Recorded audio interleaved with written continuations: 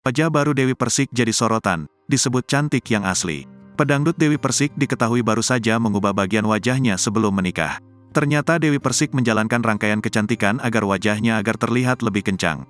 Pedangdut papan atas ini memasukkan lemak ke beberapa titik di bagian wajahnya, hingga membuat penampilannya berubah.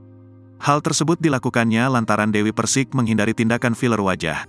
Terlebih, DP sapaan akrabnya, mengaku takut dengan jarum suntik. Dokter bilang sama aku kayaknya daripada di filler terus kamu kan takut sama jarum suntik mendingan dimasukin lemak aja deh dari lemak sendiri, ungkap Dewi Persik, Rabu, tanggal 3 Mei tahun 2023.